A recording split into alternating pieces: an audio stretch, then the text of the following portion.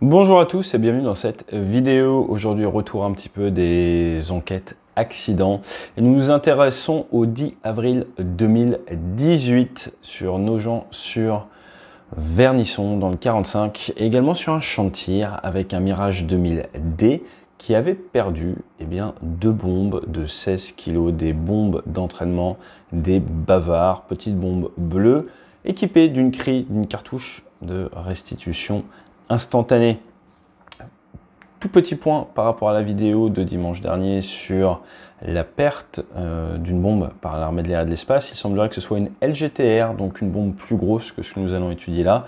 Et à ma connaissance, c'est la première fois qu'une LGTR est perdue. Donc ça va être très intéressant d'attendre le compte rendu d'enquête dans ce cas-là. Mais aujourd'hui, retour en 2018, nous allons regarder des faits. Dans un premier temps, le profil de vol. Dans un deuxième temps, la partie un peu technique. Comment est-ce que c'est accroché?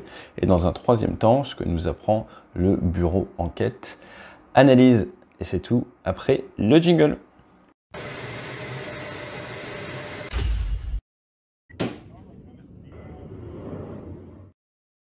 Si vous êtes nouveau sur la chaîne, bonjour, moi j'étais pilote de Rafale marine et instructeur dans l'aéronautique navale, donc je n'ai pas fait de Mirage 2000D. Le Mirage 2000D, pour diversifier, fait principalement des missions d'attaque au sol, donc offensif, ou alors pour aider les troupes au sol, ce qu'on appelle du Close Air Support. Ils sont deux à bord, un pilote, un NOSA, navigateur officier système d'armes, et quand même, c'est particulier, les équipages biplaces militaires. Des fois, vous pouvez avoir le commandant de bord qui est NOSA. Oui, alors moi je viens du Rafale Marine, donc c'est que du monoplace. Avant je fais du super étendard, que du monoplace. Donc c'est le point que je maîtrise pas trop, que je comprends pas trop pour être franc. Mais c'est pas grave, allez, on va regarder tout ça. Donc, que s'est-il passé? Nous avons une patrouille de deux Mirage 2000 qui partait faire une mission. Cette mission, elle était assez simple d'une certaine manière. Elle devait permettre de remplir deux objectifs. Objectif numéro 1, permettre à l'équipier, parce que les pilotes de chasse passent généralement un minimum à deux quand ils partent en mission, ça devait permettre à l'équipier, au wingman, au numéro 2, de travailler ses capacités d'attaque et de navigation seul. Donc pendant cette première phase, c'est plutôt l'équipier qui était là pour gagner en compétences, qui avait l'idée tactique et qui avait le lead de la patrouille qui allait être suivi par son leader.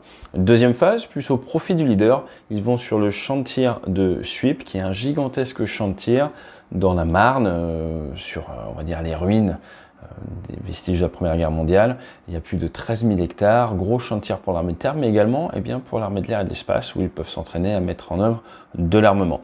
Cette deuxième partie, c'était quelque chose de beaucoup plus cadré pour la mise en œuvre d'armement d'entraînement, donc ce n'est pas de la BDG, de la bombe de guerre, c'est de la petite bombe d'entraînement, surtout au profil du leader pour que celui-ci puisse maintenir ses qualifications.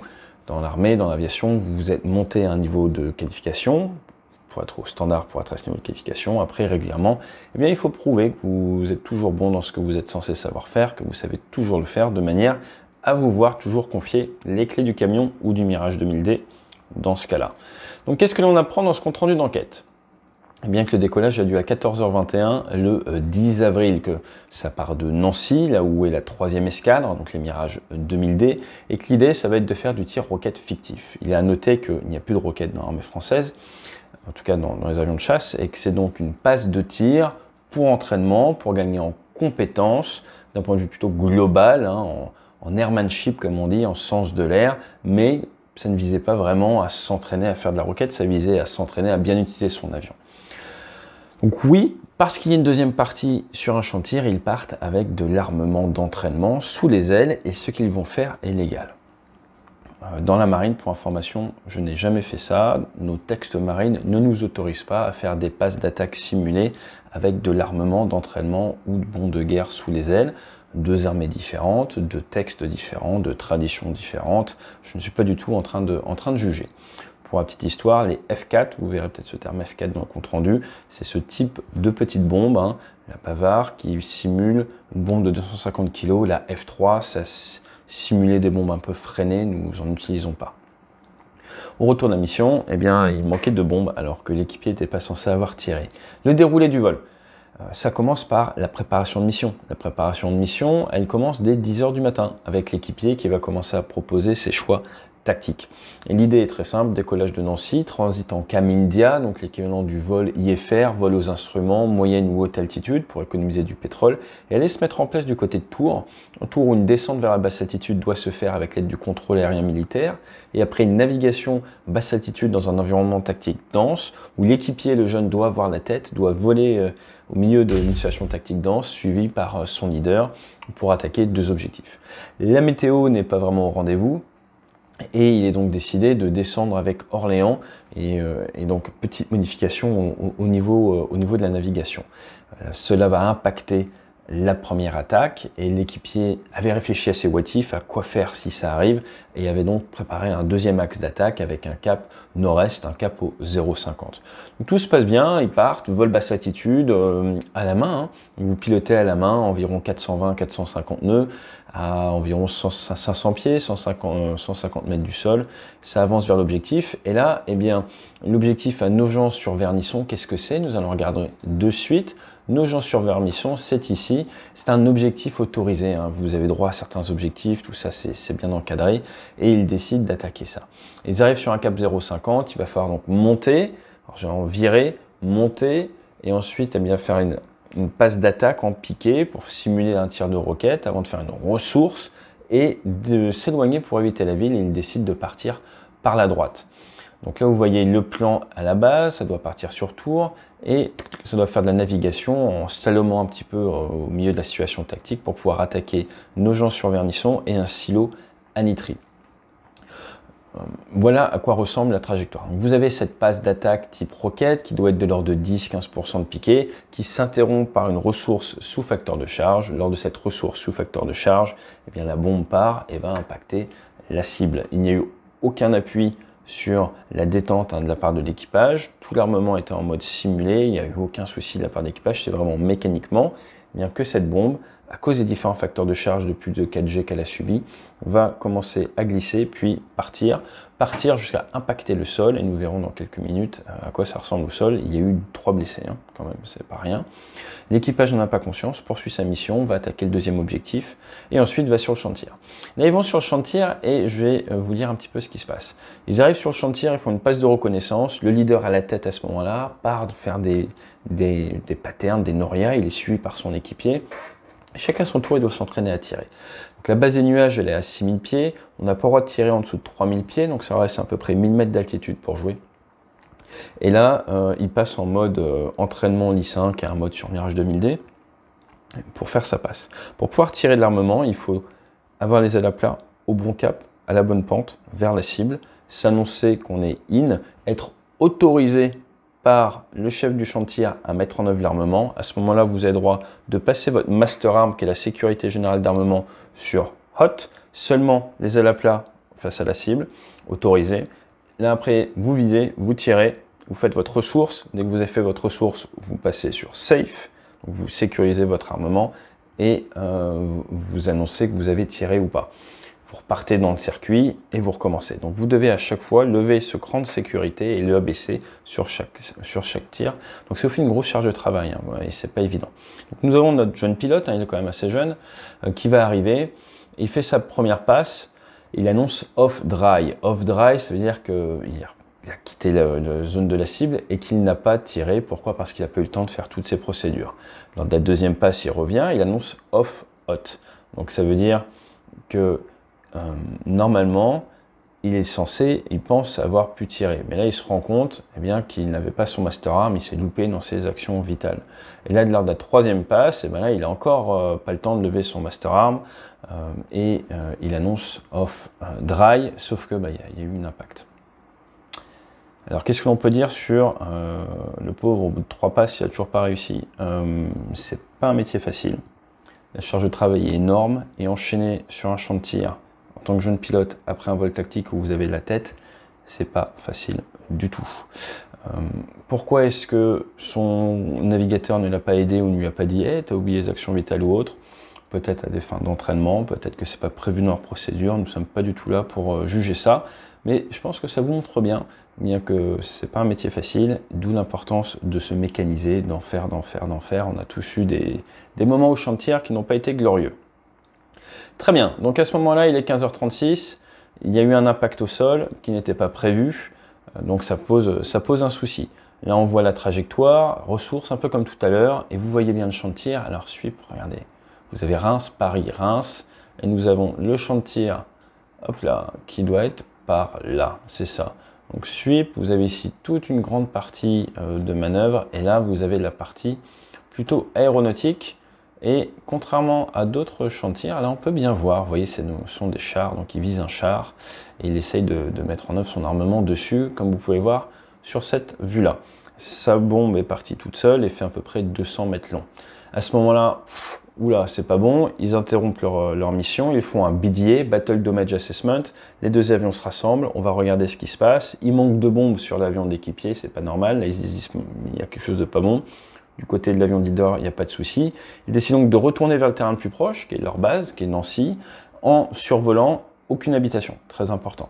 Ça fait partie de nos procédures. Ça retourne vers Nancy, ils préviennent, et là, ils sont prévenus par l'approche qui a été prévenue par la gendarmerie, eh bien qu'il y a eu un souci dans la région d'Orléans. Et là, je pense clairement que c'est pas un moment agréable pour les équipages. Ils doivent se dire, mon Dieu, on a peut-être tué des gens, il y a peut-être eu des blessés, qu'est-ce qui se passe, on maîtrise pas, mince, le pilote doit se dire, qu'est-ce que j'ai fait de mal. Bref, moment difficile, néanmoins il faut bien structurer, bien séparer tout ça. On se concentre sur l'opposé, ils se posent, ils sont attendus par la caravane de sécurité, donc avec des mécaniciens, des pompiers, parce que on ne sait pas si d'autres bombes ne risquent pas de tomber, on ne prend pas de risque. Ça retourne au parking, les avions sont mis en sécurité et les enquêteurs sont prévenus et tout ça est lancé. À partir de là, ce que je vous propose maintenant, eh bien, c'est de regarder rapidement les dommages. Donc vous voyez l'impact dans le bâtiment civil, c'est assez impressionnant, c'est une bombe inerte, vraiment c'est juste voilà, c'est 15,8 kg qui arrive à plusieurs centaines de nœuds. Donc ça a rentré, ça a tapé, et c'est venu s'encastrer ici, vous verrez des plans un peu plus en détail après. Au niveau de l'équipage, le leader 30 ans, sous-chef de patrouille, 1200 heures dont 600 sur type, carte verte, c'est-à-dire qu'il peut se poser avec les pires conditions météo autorisées dans l'armée française. Point intéressant, soit on me posait des questions sur l'âge, 51 ans pour le navigateur officier système d'armes. Donc le pilote lui a fait 13 heures dans les 30 derniers jours, son OSA, alors qu'il est affecté au 1-3 Navarre, 0 heure ces derniers temps. Et voilà, pour ce qui est de l'avion d'équipier, donc celui qui a perdu ses bombes, c'est géré, le commandant de bord, c'est un sous-chef navigateur qui a 20 heures dans le dernier mois et 800 heures sur type. Et derrière, vous avez le pilote, lui, 30 ans. Donc je pense que c'est un direct, donc quelqu'un qui a fait l'école de l'air et non pas un néo-PN, mais je ne sais pas. Vu l'âge, ça me paraît cohérent, mais on ne sait jamais, il y a toujours des exceptions. 16 heures dans le dernier mois et 175 heures sur 2000D, donc il a quand même pas mal d'expérience, il a quand même quelques heures sur la machine. Ce qui est intéressant, ce qui est étonnant, je ne connais pas les textes intermédiaires, mais il a une carte blanche. Carte blanche, c'est-à-dire qu'il ne peut pas se poser avec les pires conditions autorisées pour des pilotes de combat. Il doit manquer d'expérience. De mémoire, il fallait 600 heures pour être carte blanche, il en a 653, donc je pense qu'il va pas pour être carte verte, donc je pense qu'il va pas tarder à passer carte verte. Dans l'armée, soit vous êtes carte jaune, et en gros il faut qu'il fasse beau pour avoir droit de piloter, soit vous êtes carte blanche, et vous avez droit de piloter avec des conditions météo moyennes, et soit vous êtes carte verte, et vous pouvez piloter avec les pires conditions météo. Voilà. L'aéronef, lui, eh bien, il est équipé comme un Mirage 2000D assez classique. Donc là, par contre, il a un Magic 2, donc missile d'entraînement. Il a 4 bombes type F4 et ses 2 réservoirs. Ils volent quasiment tout le temps avec les 2 réservoirs. Ce qui nous fait une masse classique, on verra un peu plus tard, lors des 12 tonnes. Voilà ce qu'on peut dire là-dessus en termes de météo. Eh bien, c'est des météos assez classiques du printemps. Vous avez une quinzaine, vingtaine de nœuds, vous avez des averses, visibilité est bonne. Réduction de visibilité sous averse, et puis vous avez du cumulus bourgeonnant avec du 1500, 2500 sous la petite couche. Donc ça reste des bonnes conditions météo pour faire la mission. La météo n'était vraiment pas un sujet ce jour-là. Maintenant, regardons un peu plus en détail. Au niveau de l'usine, vous voyez ici les perforations du mur et du toit, donc vraiment suivant l'axe d'impact, le 0,50. C'est assez impressionnant. Et là, on voit le plan à l'intérieur. Donc la bombe est rentrée et ça a tout traversé comme ça. Vous avez le lest avant, le lest central qui a été retrouvé et la crie. Donc c'est vraiment dans l'axe d'arrivée. Crie pour cartouche de restitution d'impact. Là, vous voyez bien à quoi ça ressemble. Vous avez un lest central, un lest avant pour bien simuler la trajectoire, pour bien permettre de recréer cette trajectoire. Et la crie, c'est un explosif qui va libérer de la fumée, qui va vous permettre de savoir exactement où se trouve votre bombe après l'impact pour permettre une restitution et une amélioration. C'est le but de ce genre de bombe. Petite histoire par rapport au lest, avant on avait une certaine version de bombes, ils ont changé parce qu'ils ont changé le lest pour que ça soit moins dangereux au niveau des matériaux. Voilà, donc ce qui est très important là, c'est de comprendre que c'est un vol d'entraînement en 2 phases. Première phase pour l'équipier, deuxième phase pour le leader. L'avion de l'équipier a perdu 2 bombes, c'est quand même pas rien sur 4, alors qu'il n'a rien fait. Et au moment où ils se sont rendus compte, ils ont tout de suite appliqué les bonnes procédures. Regardons un petit peu comment est-ce que ces bombes sont maintenues. Elles sont maintenues par ce qu'on appelle un TM50. TM50, ça vient de chez Rafo. Rafo, c'est un excellent équipementier qui équipe notamment le Rafale, Super Étendard, tout ça. Ils font de l'excellent matériel. Moi, je suis un grand utilisateur de leur matos. J'étais un grand utilisateur de leur matériel. J'aime mieux me plaindre. On voit ici qu'avec ces espèces de pinces, ça vient tenir la bombe. Il y a des crans, tout simplement. Alors je ne vais pas rentrer, je vous mets le lien en dessous si vous voulez vraiment regarder de manière précise. Mais on va regarder. En fait, vous avez ce cran qui vient tenir la bombe et quand vous devez l'éjecter, vous avez ce truc qui descend en gros et qui pousse. Soit il y a différents systèmes de fonctionnement, mais de manière très schématique. Ça le tient, ça pousse, ça part. La problématique, c'est quoi? La problématique, c'est que au niveau d'écran, il y avait une usure et sous les facteurs de charge, les virages un peu serrés, les prises de trajectoire par l'équipier, qui a fait ça de manière assez virile, ça a appuyé avec la gravité et ça s'est mis à venir ouvrir un petit peu ces crans jusqu'au moment où, avec le force facteur de charge de la ressource, la bombe est partie, ce qui normalement ne devrait pas du tout arriver. Ce que l'on peut noter également, c'est que les NEDEX, donc les démineurs, ont été prévenus à 17h29 et ils sont arrivés sur zone à 20h04. Donc si un jour vous avez besoin des NEDEX, pensez quand même que ça met un peu de temps à arriver. C'est toujours bon de regarder ce genre de petits détails. Dans les accidents qui ont eu lieu avant, et c'est pour ça que j'en parle en ce moment suite à ce qui s'est passé la semaine dernière, vous voyez que depuis les années 95, en vol, il y a eu sur Mirage F1, sur 2000C, sur Jaguar, des F8, des F3, des F4 de perdus, c'est déjà arrivé avant, et au sol également. Entre 2005 et 2017, sur un Mirage 2000, il y a eu quelques F4 perdus au sol. Les F4, il y en a 4 sur nos lance-bombes, elles partent dans cet ordre-là, 1, 2, 3, 4. Et si on regarde de manière beaucoup plus précise à quoi ressemble le système, ce qui est vraiment important, c'est cette petite roue ici, là, cette roue crantée, c'est de là en gros que venait le problème. Donc une bombe F4, comme vous pouvez le voir, ça vient se mettre ici, ça vient se refermer autour, et il y a donc c'est un système comme ça qui tourne, qui permet de la tenir. Donc voilà, je vous mets le lien en bas si vous voulez creuser ça, si vous adorez les sciences de l'ingénieur.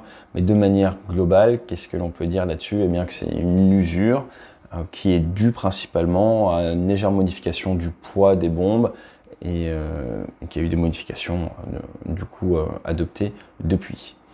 Si vous regardez la trajectoire, je vous ai parlé tout à l'heure du vol, donc ça décolle de Nancy, ça part en haute altitude, là ça tourne un petit peu pour descendre, ça fait la phase de pénétration basse altitude, en rouge c'est la montée, l'attaque sur Nogent, ça redescend, ça rattaque sur Nitry, ça fait de la basse altitude et puis ça monte et ça tourne à sweep avant de rentrer en évitant les habitations. Là c'est les facteurs de charge, donc comme je vous l'ai dit, avant que la bombe ne parte la première fois, il y a eu pas mal de facteurs de charge, sûrement de la prise de virage et du cabré, puis du refacteur de charge pour aller chercher la pente d'attaque. C'est complètement normal, c'était complètement dans les limites de l'avion et d'un point de vue pilotage, d'un point de vue pilote, il n'y a absolument rien à dire. Là vous voyez la bavard, ça ressemble à ça. Le lot des bombes c'était le même et vous avez au niveau de ces petits marqueurs là, de ces zones noires, c'est là où doivent venir les crochets. Ils ont pu récupérer la bombe, ils ont pu reconstruire la bombe et ils se sont rendus compte effectivement que les crochets étaient au bon endroit, qu'au fur et à mesure du facteur de charge, sur la première bombe qui est partie, ça faisait bouger l'endroit où les crochets tenaient la bombe. C'est comme ça qu'ils ont réussi à remonter le fil de l'enquête. Pour la petite histoire, ils ont quand même récupéré 15,4 kg de la bombe sur 15,8 kg. C'est assez impressionnant. Donc là, on voit un peu les morceaux et vous voyez, au niveau des crochets, on voit que ça a bougé. Au début, c'était bien là, et après, au fur et à mesure, la bombe a commencé à être moins bien tenue, puis à lâcher au moment où le facteur de charge était trop fort. Voilà, donc vous voyez une bombe, ça ressemble normalement à ça, et après, elle va glisser, elle ne tient plus trop bien, et après, elle part. c'est très rare, hein. C'est très rare hein, quand même comme accident. Donc là, voilà, vous voyez en détail un petit peu le système de cliquet et de roue. Et donc le problème qui est lié à l'usure au niveau de l'extrémité du cliquet. Donc là on le voit bien sur cette vue là, vous avez normalement le cliquet qui est en bon état, la petite angle d'usure, et du coup c'est de là qu'est venu le problème. Donc vous voyez, ils vont vraiment dans les détails pour essayer de trouver à chaque fois comment améliorer le concept. Par rapport à la bombe qui a été perdue la semaine dernière, ce serait une LGTR, donc ça va être légèrement différent. Comme je l'ai dit, pour moi, il n'y a pas de retour d'expérience vraiment sur une perte de LGTR en vol, donc affaire à suivre. Et si on devait en regarder un petit peu le compte-rendu du bureau enquête et analyse et ce qu'ils nous en disent, je vous propose d'aller directement à la fin et de voir les conclusions. Donc les conclusions, qu'est-ce qu'elles nous disent? Elles nous disent que l'équipage d'un 2000D équipé d'un lance-bombe et de 4 bombes d'exercice réalise une mission d'entraînement. Ce dernier consiste à réaliser des passes de tir fictives sur des objectifs désignés et des passes de tir réelles avec des bombes d'exercice sur un champ de tir. Très bien. Pendant le vol, ils sont restés dans le domaine de vol et ils n'ont rien fait d'interdit. Pour la perte à nos gens, lors d'une passe fictive, alors que les systèmes sont inactifs, au cours de la ressource à 5,4 G, une des 4 bombes se détache et heurte l'usine. Donc ils ont permis de voir que le serrage initial, il était le même que sur les autres bombes, mais qu'il y a eu un glissement en 3 coups du corps de bombe et qui après derrière a amené au détachement. Pour ce qui est de sweep, eh bien là c'est la 3e tentative de tir. Au cours d'une ressource atteignant 6G, une des 3 bombes se décroche et ils n'ont pas pu retrouver la bombe, donc ils n'ont pas pu dire exactement d'où ça vient, mais il est probable que ce soit exactement le même mécanisme. Il pense que c'est la modification du lest interne de la bombe lors de son passage de la version F4C à F4D qui a notamment contribué à cette défaillance à cause d'une augmentation des contraintes lors de la pose de la munition au niveau des masses, tout ça. Donc au final, parce que c'est bien de faire des enquêtes, mais derrière, eh bien, il propose des choses, le bureau d'enquête. C'est pour ça qu'on améliore nos process dans l'aviation après chaque incident, après chaque accident. C'est parce que nous avons des personnes qui sont incorruptibles, hein. Vous avez peut-être vu le film Boîte Noire, on en parlera. Je ne vais pas aller le voir encore, on en parlera bientôt. Ils m'ont pas répondu quand j'ai demandé à aller le voir et à faire une interview, c'est pas grave, écrivez-leur. Et à l'autorité, qu'est-ce qu'ils recommandent? Ils disent à l'autorité technique, ils recommandent à l'autorité technique eh bien, de fiabiliser l'emport. Oui, jusque-là, ok. À l'armée de l'air, maintenant c'est et de l'espace, de mieux partager avec l'autorité technique et les constructeurs les faits techniques en fonction de leur gravité. Alors pourquoi ils disent ça? Parce que pendant un moment, il y a eu plusieurs bavardes perdus et l'information n'était ni remontée au constructeur ni à l'autorité technique. Donc là on était dans les anciens process, les nouveaux process, c'est très carré et ça ne risque plus d'arriver. L'armée de l'air, ils leur disent aussi qu'ils leur recommandent de vérifier l'intérêt que présente le maintien de l'entraînement au tir roquette fictif hors champ de tir. Je vous ai dit au début qu'ils faisaient un tir roquette, qu'on n'a plus de roquette. Et ils disent est-ce que c'est vraiment utile de faire ça alors qu'on n'en a plus, et en plus de faire ça avec des bombes d'entraînement. Donc là c'est une réflexion plus globale, ils sont un peu obligés de la faire. Voilà, je vous ai dit dans la marine nous avons des textes légèrement différents à ce sujet. Et après deux, trois autres petits points. Ce qui est important de voir, c'est que là on est sur une enquête, un souci qui est purement technique, et oui, c'est pas toujours la faute des pilotes. Et également, je pense autre point intéressant, c'est peut-être que vous avez découvert qu'un jeune équipier peut se retrouver à brainstormer l'idée tactique, proposer un plan tactique et faire une partie du vol en tête. Ce n'est pas parce que vous êtes l'équipier, le follower, eh bien que par moment vous n'assumez pas le lead, la tête de la patrouille. Et ça c'est un point très important. Je le vois en formation, en conférence ou autre, souvent les gens ont l'impression que l'armée c'est quelque chose de très autocratique, où le chef décide, les autres exécutent, fin de l'affaire. Pas du tout. C'est pour ça qu'on pousse ce concept de followership en conférence ou dans le monde de l'entreprise. Et mon bouquin est en partie là-dessus, mais c'est très important de comprendre justement que nos équipiers, l'objectif c'est de les faire grandir, c'est des futurs leaders à en devenir, et s'ils ne sont pas challengés, si on ne leur donne pas la tête, eh bien ils ne pourront jamais développer leurs compétences. Vous avez vu, hein, il lui a fallu à la troisième tentative de tir, il n'y arrivait toujours pas. Ce sont des métiers difficiles, ça demande donc de l'entraînement, ça demande donc d'être challengé, ça demande donc de se voir confier des responsabilités pour grandir tout simplement. J'espère que cette vidéo vous a plu. N'hésitez pas s'il y a des incidents ou des accidents que vous voulez que j'étudie. Je vais essayer de vous préparer des formats très sympas. Sur mac1.tv, vous allez retrouver la vidéo sur la chute de Saigon. Le pont aérien sur la chute de Saigon. J'ai pris un peu de retard ces derniers temps, 2-3 petites choses à gérer. Mais ça arrive cette semaine sur mac1.tv. N'hésitez pas à aller voir, c'est le SVOD à l'aviation. Et bientôt, nous allons avoir un nouveau site web. Je vous parle de ça très très vite. Allez, fly safe!